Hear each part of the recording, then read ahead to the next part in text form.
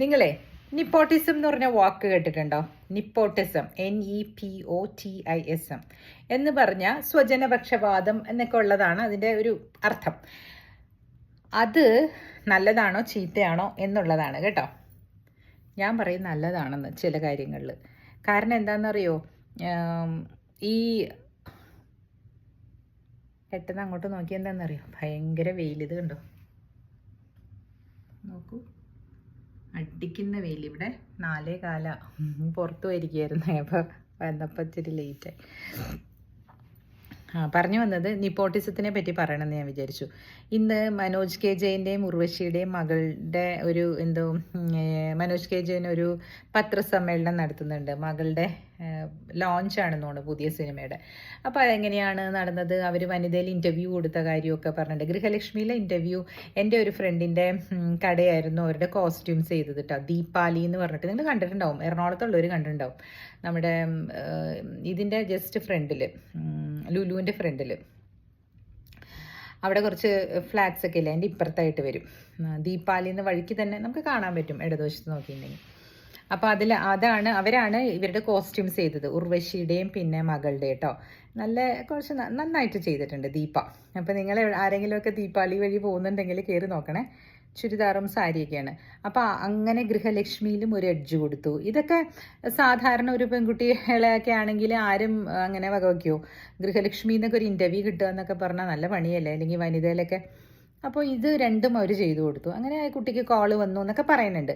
അപ്പോൾ ഇത് നോക്കൂ, അതും നിപ്പോട്ടിസം അല്ലേ? അതായത് അച്ഛനും അമ്മയ്ക്കും അതിലൊരു ചെറിയൊരു ഹോൾഡ് ഉള്ളതുകൊണ്ട് കുട്ടികൾക്ക് കയറാൻ ഇച്ചിരി എളുപ്പമുണ്ടാവും. നിങ്ങൾ നോക്ക്, ബാക്കിയുള്ള എല്ലാ കുട്ടികളും ശരിയാണ്. ഫഹദ് ഫാസിൽ ആദ്യം ലോഞ്ച് ചെയ്തപ്പോൾ അയാൾക്ക് കഴിവില്ല എന്നൊക്കെ പറഞ്ഞ് അയാൾ കഷ്ടപ്പെട്ട് പോയി. പക്ഷെ അത് പഠിച്ച് ആ തോൽവിയിൽ നിന്ന് ഒരു ഫീനിക്സ് പക്ഷിയെ പോലെയൊക്കെ വന്ന ആളാണ് ഫഹദ് ഫാസിൽ. എന്നാലും ഫാസിലിൻ്റെ പിന്തുണ ഉണ്ടായിരുന്നു.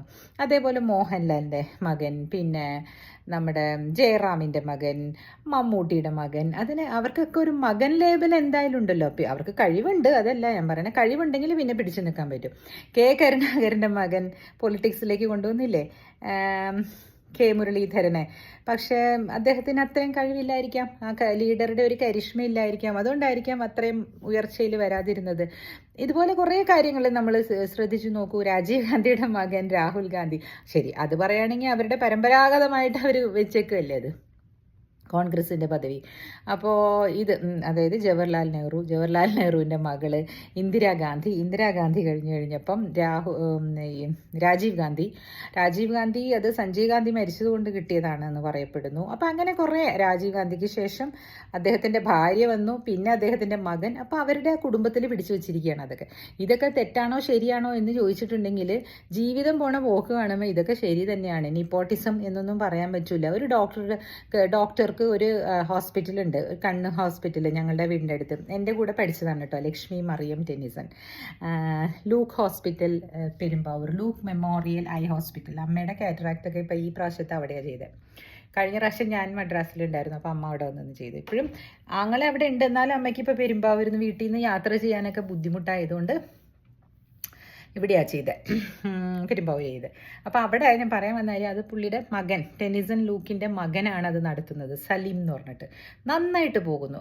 ആ പയ്യൻ അതിൽ തന്നെ പഠിച്ച് കാറ്ററാക്ട് സർജറി ചെയ്യാനും പുറത്തൊക്കെ പോയി പഠിക്കുകയും ആ ഒരു ചെറിയ പട്ടണത്തിൽ നല്ല ഒരു ഹോസ്പിറ്റലാണത്. നല്ല വൃത്തിയൊക്കെ ഉണ്ടെന്ന് അമ്മ പറഞ്ഞു, അമ്മയ്ക്ക് ഇഷ്ടമായി. അപ്പോൾ അങ്ങനെ ചെയ്യുന്നുണ്ട്. കണ്ടില്ല, അവരതിൻ്റേതായ രീതിയിൽ പണത്തിൻ്റെ മൂല്യം അനുസരിച്ച് അവർ പ്രവർത്തിക്കുകയും അവരത് ചെയ്തു കൊടുക്കുകയും ചെയ്യുന്നതുകൊണ്ട് അവിടെ നിന്ന് അവർക്കും ഉണ്ട് ഗുണം. ശരിയല്ലേ? അപ്പോൾ അതൊരു കാര്യം. അപ്പോൾ ഒരിക്കലും നമ്മൾ ഡോക്ടറുടെ മകൻ ഡോക്ടർ ആകുന്നുണ്ട്, ആക്ടേഴ്സിൻ്റെ മകൻ ആക്ടർ ആവുന്നുണ്ട്. അപ്പോൾ പിന്നെ പോളിറ്റിക്സിലും അങ്ങനെയൊക്കെ തന്നെയാണെന്നേ. ആ ഒരു ജനസമ്മതി. ഇപ്പോൾ വയനാട്ടിൽ പ്രിയങ്ക ഗാന്ധിനെ നമ്മൾ ഇഷ്ടപ്പെട്ടത് എന്തുകൊണ്ടാണ്? എപ്പോഴോ ആ ഇന്ദിരാഗാന്ധിയോടുള്ള ഇഷ്ടം, അല്ലെങ്കിൽ ആ നെഹ്റു കുടുംബത്തോടുള്ള ഒരു ഇഷ്ടം അല്ലേ, അതുകൊണ്ടല്ലേ. അപ്പോൾ ഇതൊക്കെ ഞാനിപ്പോൾ കോൺഗ്രസ് ആയതുകൊണ്ടല്ല ഞാൻ പറഞ്ഞത്, അതൊരു എക്സാമ്പിൾ പറഞ്ഞേ ഉള്ളൂ. ശരി, PC ജോർജിൻ്റെ മകൻ ഷോൺ ജോർജ്, അദ്ദേഹത്തിനും ഒരു കയറാനുള്ള ഒരു പാത്ത് PC ജോർജിൻ്റെ ഒരു വ്യക്തിത്വത്തിലൂടെ വന്നത് തന്നെയല്ലേ ആ പൊളിറ്റിക്സിലേക്കുള്ള എൻട്രി. പിന്നെ വ്യത്യാസം ഉണ്ടാവാം, അവർ തമ്മിലുള്ള ഇത് വ്യത്യാസം ഉണ്ടാകാം, പക്ഷെ എന്നാലും കഴിവുണ്ട്, അഡ്വക്കേറ്റുമാണ്, കഴിവുണ്ട്. അപ്പം അങ്ങനെ അത് മുകളിലേക്ക് വരുന്നതിൽ തെറ്റില്ല എന്നാണ് എൻ്റെ അഭിപ്രായം. നിങ്ങൾക്ക് നിങ്ങളുടെ അഭിപ്രായം പറയാട്ടോ. അപ്പോൾ ചേച്ചി, വേറെയും കഴിവുള്ള ആളുകളില്ലേ, ആ കഴിവുള്ള ആളുകളെ മുഖ്യധാരയിലേക്ക് ആര് കണ്ടുപിടിക്കും? ആരെങ്കിലും ഒന്നിങ്ങനെ ഒന്ന് തള്ളിക്കൊടുക്കണ്ടേ അല്ലേ? നമ്മൾ വിജയത്തിലേക്കുള്ള ചവിട്ടുപടികളാണെന്നല്ലേ കേട്ടിട്ടുള്ളൂ. വിജയത്തിലേക്ക് ലിഫ്റ്റ് ഉണ്ടോ? ആരാണ് നമുക്ക് 60ാം നിലയിലേക്ക് അല്ലെങ്കിൽ ഏറ്റവും അറ്റത്തെ സക്സസ്സിലേക്ക് ലിഫ്റ്റ് ഉണ്ടോ എന്ന് പറഞ്ഞു പോകാനായിട്ട്?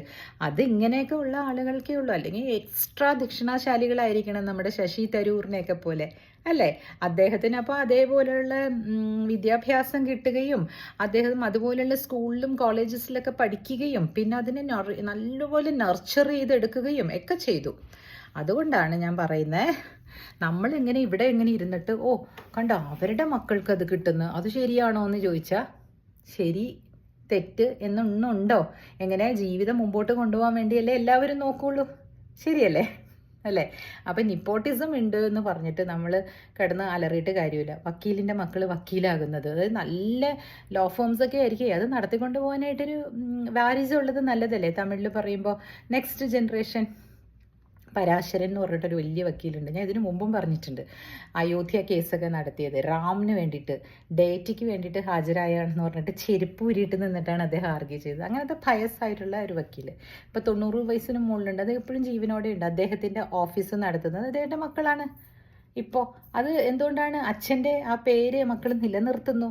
അറിയപ്പെടുന്ന വക്കീലാണ് മദ്രാസിലെ എൻ്റെ ഒരു സുഹൃത്തുമാണ്, സതീഷ് പരാശരൻ എന്ന് പറയും. അപ്പോൾ ഇതൊക്കെ എന്താ പറയുക, അടുത്ത ജനറേഷന് നമ്മളൊരു ബേസ്, വക്കീലിൻ്റെ മകനോ മകളോ ഒക്കെ വക്കീലായിട്ട് വന്നു കഴിഞ്ഞാൽ അതൊരു എളുപ്പമുണ്ട് കേട്ടോ. അതുകൊണ്ട് നിങ്ങളാരും കലാകാരന്മാർക്ക് കഴിവുള്ളവർക്ക് കിട്ടുന്നില്ല, ഈ കുട്ടികളെയൊക്കെ എല്ലാവരും ഇങ്ങനെ ഉയർത്തി വിടുന്നു എന്ന് ഒരിക്കലും തെറ്റായിട്ട് ധരിക്കരുത്.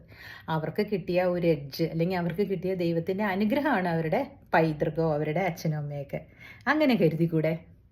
പെട്ടെന്ന് എടുത്തു എന്ന് മാത്രം, വെയിലത്തുനിന്ന് വന്നിട്ട് മുഖമൊക്കെ വിളറിയിരിക്കുന്നല്ലേ. സോ ഓക്കെ, ഇത്രയേ ഉള്ളൂ എന്ന് കുട്ടി വീഡിയോ ആണ് കേട്ടോ. ബൈ.